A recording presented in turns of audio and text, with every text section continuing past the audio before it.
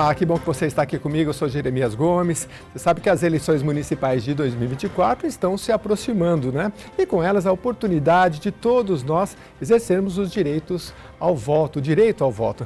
Vamos participar ativamente da construção do futuro das nossas cidades, né, no estado de São Paulo e todo o Brasil.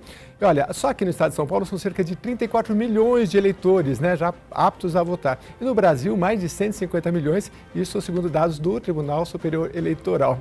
E você sabe quais são os seus principais direitos e também os deveres como eleitor? Neste programa especial da Alesp, vamos esclarecer as principais dúvidas sobre o processo eleitoral. Com a gente aqui, Ulisses Mendonça, ele é advogado e especialista em direito eleitoral. Seja bem-vindo, doutor Ulisses. Muito obrigado, Jeremias, agradeço o convite. Também com a gente, doutora Natália Rubinelli, especialista em direito eleitoral. Obrigado pela presença, doutora. Oi, Jeremias, muito obrigada pelo convite, muito feliz de estar aqui com vocês. Natália, deixa eu começar aqui com você. Todos os nossos convidados eu sempre peço para falar um pouquinho do currículo, né? Faz tempo que está nessa área de direito eleitoral. E por que você escolheu? Foi uma área que me parece que a sua família já é um pouco da área política também, né? Sim, é verdade. Então, Jeremias, as coisas realmente aconteceram também por conta disso. Eu tenho uma família também que é bastante engajada nessa área política. Meu pai também já foi deputado federal.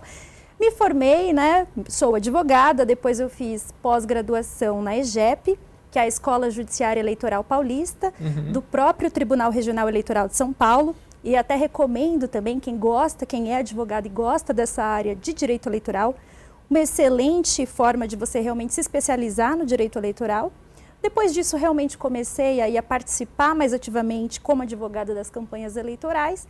E depois agora estou também como mestranda em Direito Político e Econômico pela Universidade Presbiteriana Mackenzie. Então, realmente, o direito eleitoral ele faz parte da minha vida, né? Então, acabou que também sou advogada agora da área eleitoral. Pois é, eu brincava com eles aqui, advogado do direito eleitoral trabalha a cada 4 anos, 2 anos, né? Imagina, né? Eles trabalham muito porque todos os dias tem questões nessa área para quem é candidato também, mas a gente vai entender muito também sobre os eleitores, os nossos direitos e deveres. Doutor Ulisses, fala um pouquinho da sua caminhada aí no direito eleitoral. A caminhada no direito eleitoral ela começa um pouquinho antes. Na política também, tive uma participação em partidos políticos, fui candidato a vereador em São Paulo, candidato a deputado estadual, fui dirigente partidário. No direito eleitoral aproximadamente há 10 anos, sou especialista também, como a Natália, em direito eleitoral pelo EGEP, sou mestre em direito político e econômico pelo Mackenzie, especialista em direito constitucional pela PUC e em direito administrativo pelo Tribunal de Contas do município de São Paulo. Nossa, tá vendo por que eu não falo o currículo deles? Porque senão fica metade do programa aqui para falar. Aliás, dessa pós-graduação que vocês fizeram, parece que é uma das mais conceituadas, né? É ligada ao próprio Tribunal Regional Eleitoral, é isso? Isso mesmo. É uma pós dedicada do próprio tribunal, dentro da estrutura do tribunal, em parceria com a Escola da Magistratura do Estado de São Paulo. Então, em decorrência do tribunal não ter uma estrutura para poder ministrar a pós-graduação, ela é realizada dentro da estrutura da Escola da Magistratura do Estado de São Paulo. Já que vocês também caminharam aí para a questão como na candidatura, interessante perguntar para vocês um pouco o que se erra um pouco nessa... quando vai ser um candidato, né? Primeiro, acho que se alguém que está nos acompanhando, todo esse prazo nesse ano já passou, né? Mas se você tem essa vontade de se candidatar um dia, doutor, quais são os principais percalços? Primeiro, acho que minimamente tem um eleitorado, né? Um conhecimento, né? Porque se você não tiver pessoas que te conhecem, já começa difícil, né? Sem dúvida. Eu acho que se você pretende algum dia ser candidato, eu acho que ontem é o melhor dia para se começar uma campanha. Agora a gente estava até conversando antes sobre essa nova regra de pré-campanha e a gente vai entrar mais detalhadamente durante aqui a nossa conversa. Já comece ontem a sua pré-campanha, mirando daqui a 2 anos, 4 anos, 6 anos, independentemente do prazo, para efetivamente, quando for candidato, mas comece para ontem a divulgar suas ideias, a ser conhecido, porque isso de fato é bem difícil. É verdade. E hoje, inclusive, com as redes sociais, fica mais fácil você se tornar conhecido, você tentar divulgar aí a sua pré-candidatura. Lembrando que nós estamos no período da pré-campanha, né, doutor Ulisses? Então, existem aí algumas questões, por exemplo, nós não podemos pedir efetivamente o voto, também não podemos utilizar as palavras mágicas de acordo com o Tribunal Superior Eleitoral, que é o conto com você, né? Então, algumas palavras que também dão a entender que você está pedindo voto, porém, já se podem fazer alguns atos aí de pré-campanha. Você pode exaltar as suas qualidades pessoais, você pode divulgar que você realmente deseja se candidatar e está como pré-candidato. Então, de fato, o que não pode agora, neste momento, é pedir voto, né, de forma explícita. Entendi. Agora, eu queria, doutora, que a senhora fizesse, então, porque o calendário eleitoral, se você pegar, vai lá no TRE ou TSE, ele é muito extenso. Ele começa lá, tem data por data, tudo que não pode. Mas dá para a senhora fazer um pouco de um balanço, assim, onde é que nós já passamos? Já passou para o eleitor e para o candidato, né? Já passou a inscrição do candidato no partido, as prévias e tudo mais. O que nós já passamos no calendário e mais ou menos onde que a gente está agora? Então, vamos lá. O Tribunal Superior Eleitoral, ele emite algumas resoluções e, inclusive, já temos a resolução que trata das datas do calendário eleitoral de 2024. Então, por exemplo, nós já tivemos o prazo aí das filiações partidárias, né, que são os pré-candidatos que desejam efetivamente se candidatar, eles já devem estar, de fato, filiados no partido que eles desejam se candidatar. Então, isso já é algo que realmente, se já está filiado, vai poder se candidatar. Se perdeu esse prazo, não tem como mais nem se colocar mais como pré-candidato. Nós vamos ter aí as convenções partidárias, que é o prazo agora que todos os partidos políticos estão realmente mais atentos, porque agora realmente nós vamos validar aqueles pré-candidatos que já se colocaram aí perante a população, de que realmente desejam se candidatar. Então, a partir dali, a partir das convenções partidárias, a partir do momento em que ele estiver ali, em que o partido realmente validar essa pré-candidatura, ele já está como pré-candidato oficialmente. Mas a convenção partidária, desculpa cortá-la, ainda é a escolha do candidato dentro do partido ou ele já está posto? Dentro do partido, ainda não. Tá. Então, os candidatos que a gente está vendo aí já nos pré-candidatos são pré ainda não foram oficializados. É muito interessante essa questão, porque, na verdade, você pode se autodeclarar pré-candidato, mas, de fato, você só será oficialmente um pré-candidato a partir das convenções partidárias. E a convenção é a data para todos os partidos? Para todos os partidos. A partir do dia 20 de julho, os partidos eles terão essa oportunidade de já começar, os partidos e as federações vão poder fazer as suas convenções partidárias, e a partir do momento em que houver a convenção partidária, ele terá até o dia 15 de agosto para registrar a candidatura desses pré-candidatos. E a partir do momento que essas candidaturas forem deferidas pela Justiça Eleitoral, eles oficialmente serão considerados candidatos. E aí, a partir do dia 16 de agosto, eles poderão fazer a propaganda eleitoral. Ah, tá. E aí, o que é? Vou passar para o doutor Ulisses. E aí, o que é propaganda eleitoral? O que eu posso fazer como pré e o que eu posso fazer como candidato? Como pré-candidato, a única coisa que a gente recomenda para os nossos clientes é não divulgue o número de campanha, se por acaso ele já vier a ter um número definido, não divulgue e não peça voto. Não peça voto de uma forma explícita. Como a Natália muito bem colocou, não vote em mim, aquelas palavrinhas mágicas. Então, evitar todas essas situações para não atrapalhar efetivamente a campanha e às vezes queimar a largada, né? Antes da gente começar a campanha, já ter algum problema e ter ali alguma disputa jurídica até para inviabilizar aquela candidatura. Então, essa é a principal preocupação. Durante a campanha, a gente tem que seguir todo o rito da resolução da campanha, o que pode, o que não pode, são várias situações, cada campanha tem as suas especificidades. A gente vê nas últimas eleições, principalmente, Natália, se eu não estiver enganado, de 2016 para agora, as campanhas elas migraram muito mais para as plataformas digitais. A gente tem um esvaziamento da campanha de rua, um direcionamento muito maior para as eleições voltadas para as mídias sociais, e aí a gente tem que se ater à resolução e efetivamente como trabalhar essas campanhas nas plataformas, né? Ter o cuidado de todo o ato que for impulsionado com o CNPJ do candidato, para que não se impulsione nada sem o CNPJ, para ter todo um registro da propaganda, dos gastos de campanha. Acho que esse é um norte inicial. Quais foram as principais reformas, doutor, que a gente pode colocar aí? Porque eu me lembro que o prazo, por exemplo, para publicidade em geral, eram 3 meses, foi reduzido para 45 dias. Por que teve uma redução tão drástica assim no período que se pode fazer a campanha em si como candidato? Inicialmente se dizia que a campanha ela ficava muito extensa. É um dos argumentos, existem outros, sem sombra de dúvida, mas o grande ponto, e aí a gente vê também como marco, a partir daquele momento da vedação das campanhas, do financiamento de campanha, por pessoas jurídicas. Ali foi um marco, porque até então, quando a gente tinha o financiamento de campanhas por pessoas jurídicas, até aquele momento o período de 3 meses aproximado de campanha.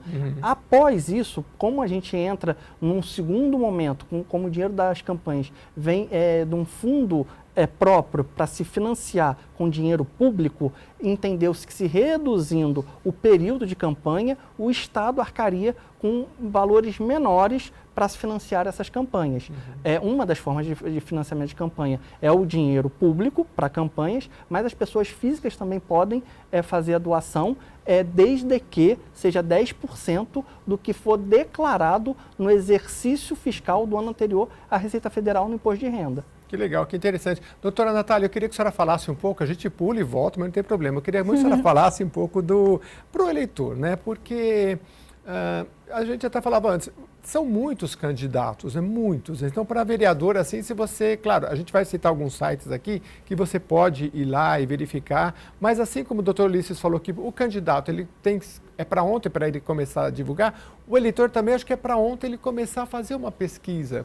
Eu já fiz algumas conversas aqui com parlamentares e alguns deles dizem assim, olha, eu defendo assim, que o eleitor, que o candidato, ele possa defender um certo... uma parcela da sociedade, ele pode ser, sei lá, dos trabalhadores, eu posso ser da classe médica, cada deputado, por exemplo, defende uma certa área, né? Tem uns que voltado mais aos direitos humanos, e eu falei, poxa, realmente isso é muito legal. Agora, e para o eleitor? É um pouco do que ele... porque a vereança é muito importante para a cidade dele, a prefeitura é o asfalto, é a iluminação, é tudo, né? Como procurar um bom candidato? A pergunta. É verdade, Jeremias. Inclusive, este ano são as eleições municipais, realmente você vai votar ali no seu representante municipal, seu vereador, o prefeito, realmente o chefe do Poder Executivo, que vai cuidar dessas questões aí de gestão pública, saúde, segurança, educação. Então, o eleitor ele precisa estar muito atento, realmente. Ele já tem que, desde já, perceber ali qual o representante ali da sua comunidade que esteja mais engajado, que realmente esteja compromissado e realmente leve mais a sério essa questão mesmo de representar a sua comunidade. E o eleitor também ele tem um papel muito fundamental no sentido de fiscalizar a campanha eleitoral, porque nós temos também a Justiça Eleitoral, que ela exerce um papel fundamental durante toda a campanha, durante toda a eleição, desde o momento em que o TSE emite as resoluções, também até o momento em que ela acompanha até o processo da apuração e também depois disso, e o próprio eleitor ele pode também ser um fiscal a partir do momento em que nós temos também, nós estávamos até conversando a respeito disso antes do programa começar, que nós temos o aplicativo Pardal, que é um aplicativo excelente. Por exemplo, se o eleitor ele verifica alguma irregularidade, ele também pode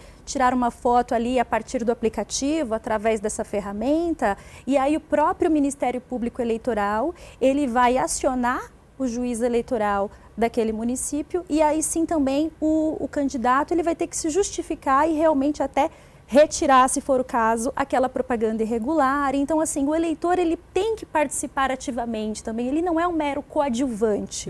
Ele realmente, ele também segue como ator principal dessa questão aí eleitoral, né? Então... Pois foi tanta luta e as mulheres no passado não votavam, né? Enfim, pessoas só... Teve um tempo que só quem tinha carteira registrada, né, podia votar. Foi um progresso, né? Foi gente lá atrás que lutou para que a gente pudesse votar. Então não dá para desperdiçar. É o único instrumento que a gente tem dali na hora de escolher. E olha, são por 4 anos, né? Não custa nada, né, doutor? Perder 10 minutos, 15 na internet fazendo uma boa pesquisa, né? Sem sombra de dúvida, essa pesquisa é fundamental. A gente trabalhando numa cidade como São Paulo, que são 55 cadeiras, é um número quase que infinito de candidatos.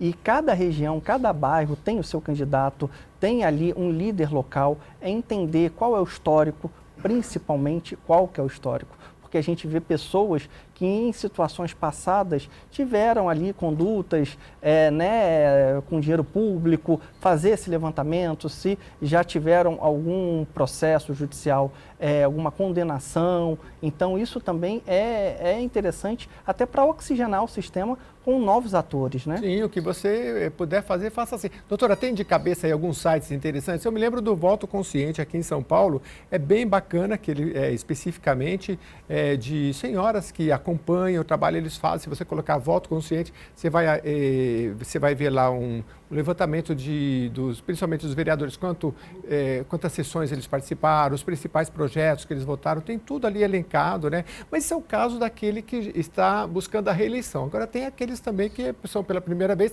aí dá um pouquinho mais de trabalho, né? Tem como que a gente falava, o Politize, é muito bom, né? O Politize, que nós estávamos conversando. Então, quem realmente deseja entrar nessa questão política, deseja se candidatar, já precisa se engajar, inclusive nessa questão ideológica, já se filiar ao partido político que mais se identifica. O próprio partido político também, ele já traz aí bastante informação, já te direciona também. Então, eu acho muito importante você sentir que você já está pertencente a esse meio e buscar informações e também saber um pouco mais a respeito do que a sua comunidade precisa, quais são as demandas da cidade, daquele município, agora que estamos realmente nas eleições municipais. Então, tem toda essa questão, né, Jeremias? Acho importante. E a questão das mulheres também, né, que a gente percebe aí que as mulheres ainda precisam estar mais presentes. Aí, infelizmente, é uma questão que a gente vem lutando bastante, das mulheres se sentirem mais representadas aí enquanto candidatas e também exercendo cargos públicos. Sim, exatamente. A gente já fez programas aqui. Infelizmente, isso não é só na cidade de São Paulo, no estado de São Paulo ou no Brasil. É no mundo inteiro. A participação feminina ainda é bem pequena e pouco expressiva em relação ao universo masculino. Eu fiz um programa aqui, por exemplo, doutora, que uma pessoa dizia, olha, se você, como mulher, você participa numa reunião onde tem 12 homens, automaticamente você já se sente um pouco acuada no próprio ambiente. Então, só a participação ser menor já é um pouco restringe um pouco a participação feminina. Então, há quem defenda aí até uma participação obrigatória maior, enfim, né? Sim. É alguma forma de se ampliar também, né? Mas é uma coisa que a população tem que fiscalizar e acho que as próprias mulheres também têm que ir atrás dos seus direitos. Sim, inclusive nós estávamos até conversando a respeito disso, até com o doutor Ulisses, que os próprios partidos políticos eles têm o dever, né, de destinar 30% da sua chapa ao gênero menos representado, que no caso são as mulheres, né? Então, assim, quando você vai montar a sua chapa de vereadores, você precisa ter 30% de mulheres dentro da sua chapa. E precisam ser mulheres que efetivamente serão candidatas, porque nós temos também as candidaturas laranjas, as candidaturas fictícias. E isso é muito importante até que a população saiba que realmente tem muitas mulheres que se sentem até desanimadas, elas até acabam desistindo no meio do processo eleitoral porque elas não sentem que estão realmente sendo incentivadas pelo seu próprio partido. Mas, de qualquer forma, a senhora acredita que foi um avanço esse percentual? Eu acho que a justiça eleitoral e as leis também, as próprias leis que estão surgindo, estão no sentido de realmente tentar fazer com que as mulheres estejam mais atuantes, aí exerçam os cargos de poder, mas eu acho que ainda estamos a passos lentos e a gente ainda está avançando, entendeu? A nossa mentalidade também está avançando nesse sentido de que precisamos de mais mulheres na política, mas eu acredito que ainda muito a ser feito ainda. Muito bem. Doutor Ulisses, a doutora Natália falou sobre o eleitor ser também um fiscal, então eu queria que o senhor falasse um pouco sobre essa questão do que realmente pode ou não pode, porque eu até fiz uma anotação aqui, eu não vou achar com facilidade agora, mas, por exemplo, a questão de showmício, se pode, o antigo santinho, o que em regra geral pode e não pode? Olha, você trouxe aqui, acho que os mais novos, né?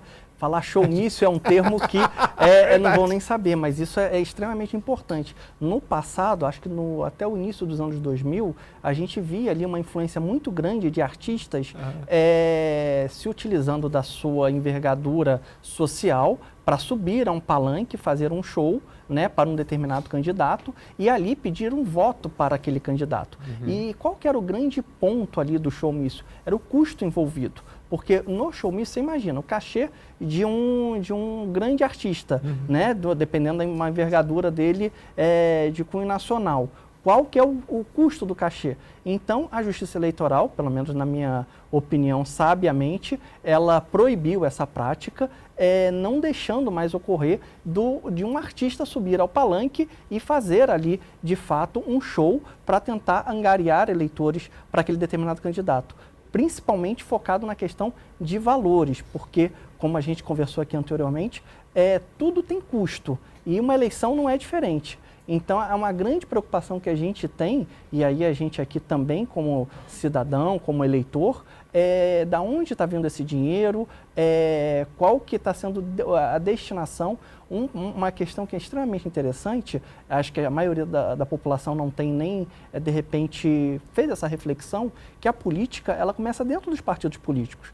Porque até para você conseguir, de fato, uma legenda e ser um candidato, você também passa ali por o crivo de um partido político, por uma disputa interna de uma legenda, para efetivamente você, ou de uma federação, agora também com a figura das federações, para depois vir você ser candidato. E o financiamento dessa eleição é um ato discricionário dos partidos políticos. Então, até mesmo esse dinheiro público que é destinado para as campanhas eleitorais, ele é um ato do partido, se vai destinar 10 para o candidato A, 20 para o candidato B, ou se vai destinar tudo para o candidato C. Discricionário que o senhor fala é livre, né? É livre.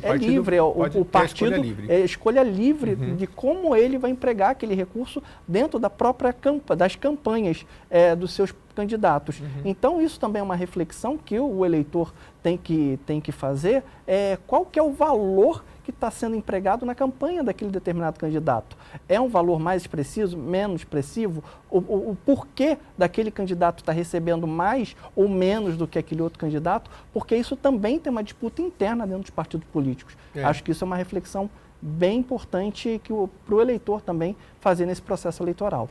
Não é fácil você pegar uma quantidade muito grande de candidatos e você escolher, mas tem essa questão financeira também, tem candidato que tem mais recursos, tem candidato que tem menos recursos. O importante, acho que é você ter essa percepção daquilo que você quer para a sua cidade, né? Aquele candidato que realmente, independente da campanha dele ser muito forte ou menos forte, você se identificar com o que aquele candidato tem. E tem uma frase que diz assim, uma árvore boa não dá fruto ruim, fruto bom também não pode ser de uma árvore ruim. Então, se o fruto é bom, a árvore é boa, né? Então, pelos frutos a gente conhece a árvore, é mais ou menos por aí. A gente tem que olhar quais são os frutos do seu candidato e aí poder escolher da melhor forma possível. A gente vai para o rápido intervalo e depois eu quero saber muito sobre redes sociais, porque a gente viu aí eleições no mundo inteiro, a influência que elas têm, né? Na pandemia, como é que foi isso daí, né? A gente recebia tanta fake news. Como é que é isso, né? Pode ser punido o candidato? Você, como eleitor, pode ajudar a fiscalizar também? Você sabe que eu era o chato na pandemia, porque o pessoal mandava e eu, como jornalista, eu olhava tudo e mandava de volta no grupo do WhatsApp. Gente, é falso. Daí o pessoal, poxa vida, né? E a gente vai poder fazer isso na eleição também. Eu volto já já.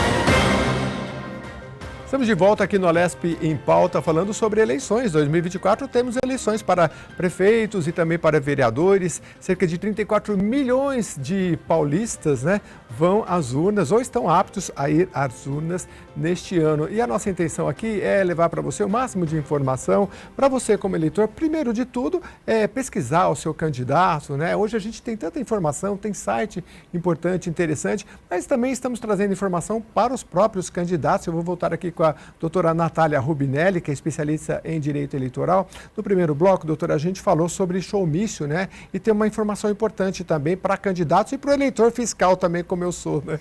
Isso mesmo, Jeremias. Eu estava comentando sobre essa questão do showmício, porque muitas pessoas podem confundir, porque na verdade houve uma permissão agora para que você coloque realmente artistas em eventos de arrecadação, o que não significa que o showmício está permitido. Na verdade, o showmício, ele ainda segue proibido realmente, você não pode se utilizar aí da popularidade de um artista para que os possíveis eleitores compareçam e assim, né, você acabe aí cativando possíveis eleitores. Na verdade, o que você pode é contratar um determinado artista para um evento de arrecadação, ou seja, um evento de arrecadação para recursos para a sua própria campanha eleitoral. Então, você vai ter que cobrar pelo ingresso, os eleitores eles vão realmente ali pagar um determinado valor para poder participar desse evento de arrecadação do então candidato.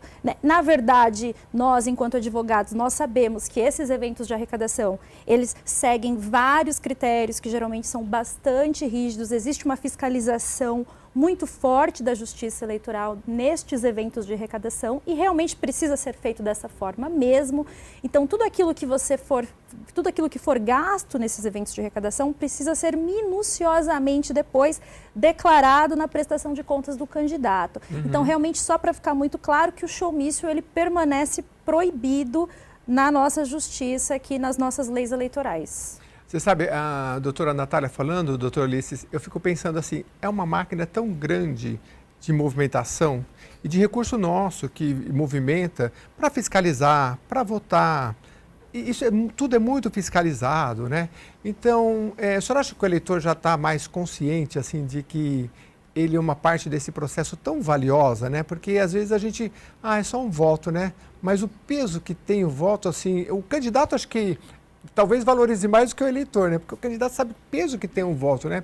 E às vezes a gente tem esse valor na mão, porque assim, você está numa cidade pequena, o seu voto do seu pai, do seu irmão vale muito, né? Não importa se você quer fazer campanha para o seu candidato ou não, mas eu acho que a gente tinha que valorizar mais, pesquisar mais no site e ir atrás, né? Sem dúvida.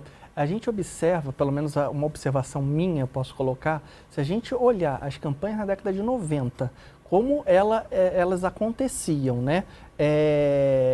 Na divulgação, embora a gente lute contra isso, mas uma prática que infelizmente acontece da compra de votos e tudo mais, da década de 90 para a virada dos anos 2000, a gente já viu pelo menos uma evolução nesse sentido. Um eleitor mais consciente, um eleitor que está pesquisando, um eleitor que está menos propenso a vender o seu voto. E isso a gente vem observando agora na década dos anos 10, né, de 2010, agora a gente no início dos anos 20, a cada década que passa em campanhas eleitorais, pelo menos uma observação minha, eu vejo pelo menos um eleitor de fato mais consciente, que ele está entendendo mais, que ele está mais interessado. A gente tem até uma brincadeira que antigamente sabia os 11 jogadores da seleção brasileira, né? Hoje ninguém mais sabe quem são os 11 da seleção brasileira, mas todo mundo sabe escalar o STF, né? Todo mundo sabe quem são os 11 que estão lá. Então, de fato, a população, de uma forma geral, está mais consciente, está mais interessada. E tudo parte do interesse. A partir do momento que a gente tem uma população mais interessada, a gente acredita que vamos ter candidatos melhores formados, com caráter melhor, e vamos ter aí o representante de uma forma mais digna, né? Para a gente, né? Porque todos nós, no final do dia, somos eleitores, né? Sim. Doutora Natália, em relação às redes sociais, a gente vai começar a receber pelas redes sociais, o candidato já pode, não pode, a gente vai receber no futuro, sei lá, pelo Facebook, Instagram, as fotos dos candidatos, as campanhas, como é que isso vai funcionar? Olha, esse é um tema muito interessante. Na verdade, como o doutor Ulisses bem falou, realmente agora a campanha está totalmente nas redes sociais. Ainda existem, claro, a campanha de rua, né, as passeatas, as caminhadas, as carreatas, enfim. Nós temos ainda uma legislação específica para essas campanhas de rua, mas agora a gente teve que ter. O Tribunal Superior Eleitoral, ele precisou realmente esmiuçar e fazer uma legislação, na verdade, regulamentar, né, a partir da legislação que já teve temos a respeito das leis eleitorais, ele regulamentou aí, colocou diversas regras a respeito das redes sociais, porque nós sabemos que, infelizmente, nós temos a questão da desinformação, das fake news, que vieram com tudo de uns anos para cá, e agora a Justiça Eleitoral e nós também, enquanto eleitores, precisamos fiscalizar e precisamos estar muito atentos a respeito do que a gente está lendo, se realmente aquilo de fato é verídico. Então existe toda essa questão. Inclusive o candidato, o pré-candidato, agora ele pode utilizar as redes sociais normalmente para avisar que será pré-candidato, não tem problema nenhum. A única coisa é que realmente ele não pode pedir voto ainda, apenas a partir do dia 16 de agosto, se ele realmente for oficialmente ali chancelado como um pré-candidato, se realmente ele estiver o seu registro de candidatura deferido pela Justiça Eleitoral com CNPJ de campanha, porque a partir do momento que ele se torna candidato, ele precisa ter o seu CNPJ de campanha. E o que esse CNPJ ele vai permitir? Que você faça gastos de campanha. E aí sim você vai poder impulsionar nas suas redes sociais. E aí claro, você também existe aí toda uma questão, um regramento próprio de como você pode utilizar essas redes sociais. Por exemplo, eu vou te dar um exemplo aqui. Você não pode, por exemplo, fazer propaganda negativa no impulsionamento, né? Você não pode fazer um contraponto se o seu adversário achar que você falou mal dele no impulsionamento, ele vai entrar com uma representação contra você, porque você não pode fazer impulsionamento negativo de outro candidato nas redes sociais. Impulsionar quer dizer pagar para eu aparecer mais. Isso, né? Exatamente. Então, por exemplo, eu faço uma postagem nas minhas redes sociais e eu quero que aquilo apareça mais para a maior quantidade possível de eleitores. Eu impulsiono, eu pago então, e isso eu vou lá, pago um determinado valor. E aí, todo esse valor que eu destinar para o impulsionamento das redes sociais, eu preciso justificar depois na minha prestação de contas. Porque todo candidato também, ele vai precisar prestar contas de tudo aquilo que foi gasto durante sua campanha eleitoral. Sim, isso é muito importante. Agora, doutor Ulisses, e com a inteligência artificial, a gente vê aí o candidato, já chegou para mim no WhatsApp, é o rosto do candidato, é a voz do candidato, mas o texto não é do candidato, As né? famosas deepfake, né? E aí, como é que... Já era difícil, Já agora era então... difícil. Como combater isso, né? Hoje, com celular, com aplicativos, você pega a imagem de uma pessoa e coloca ela para se colocar, para se fazer um discurso. Então, hoje, além de tudo, a gente tem que ter atenção com essas famosas deepfake. Trabalhando com as fake news ou notícias fraudulentas, a gente também tem que ter o cuidado aqui se é um discurso de ódio, também pela deepfake. Se está colocando ali algo que está imputando um crime naquele discurso, então é mais um ponto de atenção. Se tem alguém levantando uma bandeira pró-nazismo, alguma coisa nesse sentido, é de fato aquela pessoa que está falando? Olha a dificuldade de você conseguir identificar se é aquele candidato que está falando ou não. Muito difícil. Agora, doutora Natália, quando existem os hackers e você pode... Nos Estados Unidos aconteceu lá na eleição do Trump e tudo mais que a gente ficou sabendo, né? Então, às vezes o hacker ele consegue direcionar uma informação que você não consegue identificar o IP, eles têm toda uma técnica. Agora, para a pessoa que de repente ela mesma faz ali um videozinho e consegue identificar essa pessoa, ele pode ser punido, né? Na verdade, inclusive a gente já vê por aí muitas pessoas fazendo vídeos e aí soltando na internet, né, soltando nos grupos de WhatsApp. Se for realmente comprovado de que aquela pessoa realizou aquele ato e divulgou realmente essas notícias inverídicas, ela vai ser responsabilizada também, inclusive criminalmente. Isso é importante saber, porque já na pandemia, como eu citei antes aqui, a gente recebia uma avalanche de coisas, tudo falso, né? Realmente é um crime. Como é que você vai falar para a pessoa um direcionamento? Eu recebi da Fiocruz, e eu como jornalista, né, ficava lá no grupo do WhatsApp, gente, já fui verificar, isso não é da Fiocruz, é falso, é fake news. Aí o pessoal, às vezes quem mandou ficava até com um pouquinho de vergonha, né? Mas tem que olhar, poxa vida, não é tão difícil, né, doutora? Mas, quer dizer, é um pouco difícil, porque isso daí está cada vez mais difícil a gente Demanda identificar o que é tempo, verdadeiro e né? o que não é. e demanda tempo. E demanda tempo. E o eleitor, às vezes, na correria do dia a dia, você parar para fazer essa apuração do que é fato, de fato, né? Ou do que é uma mentira, como que você trabalha com isso na nossa correria do dia a dia, né? Isso. E a própria Justiça Eleitoral, ela criou realmente, ela tenta criar mecanismos, né? A Justiça Eleitoral, nesse sentido, ela está de parabéns, porque ela tenta o tempo todo combater realmente essa desinformação, as fake news. É muito difícil, mas tem até um fatal fake, né? Que eles tentam aí desmistificar algumas situações, mas assim, é uma coisa que também a gente vai precisar conscientizar a população, de verificar a informação, porque hoje em dia também, a partir do momento que você lança uma informação na internet, ainda que inverídica, e por mais que você depois demonstre que aquela situação não era verdade, o impacto que ela já gerou na mente de milhares de pessoas, às vezes já não tem mais como voltar atrás, dependendo até do tempo em que aquilo foi lançado, campanha, às vezes né?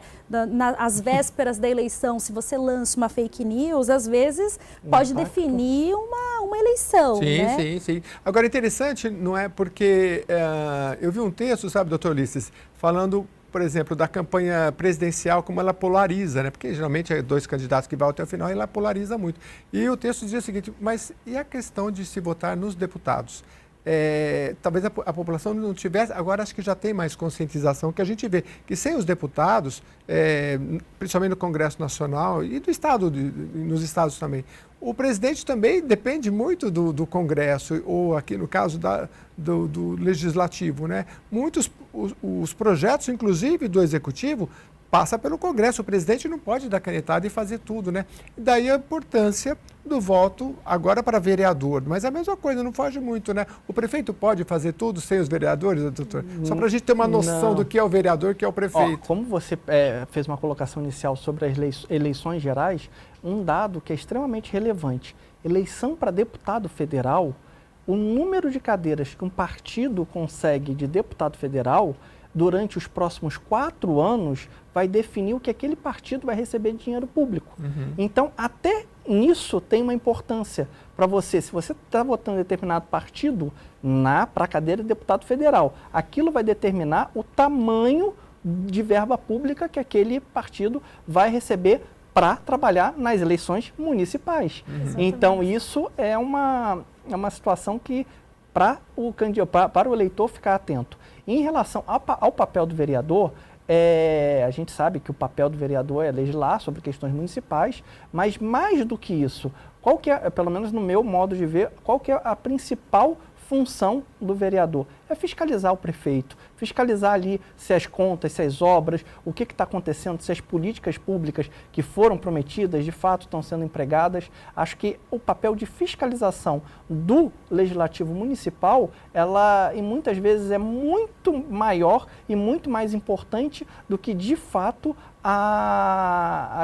de legislar, propriamente dito. A gente tem, no município de São Paulo, uma exceção à regra, a gente tem um Tribunal de Contas Municipal, que também ajuda ao município nessa fiscalização. Mas vamos olhar para os municípios menores, se tratando do Estado de São Paulo. A gente tem o Tribunal de Contas do Estado de São Paulo, que é o órgão que faz de forma auxiliar às câmaras municipais essa fiscalização. Então, você imagina, tirando o município de São Paulo, que já é um tamanho de um país, de um estado, todos os outros municípios dependem de um único Tribunal de Contas que olha para todos os municípios do estado. Então, é muito difícil o tribunal conseguir verificar e olhar de uma forma com lupa. Então, aí entra, de fato, o papel do vereador para poder fiscalizar e ajudar aí na gestão municipal. Doutora, uma informação importante também, doutora Natália, é o sistema proporcional de votação. No caso dos vereadores, é proporcional? Explica um pouquinho o que significa. O sistema proporcional, na verdade, significa o seguinte, ao contrário do sistema majoritário, em que realmente o seu voto ele vai ser direcionado para aquela pessoa em específica, ou seja, vamos lá, nós temos o sistema majoritário e o sistema proporcional. O sistema majoritário é quando eu voto para o prefeito, o meu voto vai direto para aquele agente, para aquele candidato. Agora, o sistema proporcional, eu vou votar no meu candidato, mas eu também também estou votando no partido político daquele candidato. Então eu vou tentar ser bem clara aqui, porque de fato o sistema proporcional, ele é um pouco mais complexo, porque existe um cálculo que depois ele é calculado para saber qual a quantidade de cadeiras que cada partido vai ter direito. Mas assim, tentando resumir de uma forma clara para todos que estão nos assistindo, a partir do momento que eu voto em determinado candidato, eu também estou votando no partido político dele. E quanto mais voto aquele partido político tiver, maior será o número de cadeiras que ele terá também na Câmara Municipal. Então é muito importante, às vezes você pensa, eu vou votar na pessoa. Não, você está votando na pessoa, mas você também está votando no partido. Mesmo porque o mandato do vereador, já está muito claro, né, na justiça eleitoral, que é do partido político. Então existe aí todo um cálculo depois para saber com quantas cadeiras determinado partido vai ter na Câmara Municipal. E o que acaba no resultado final, né, doutor Ulisses, pode acontecer é o chamado puxa-voto, né?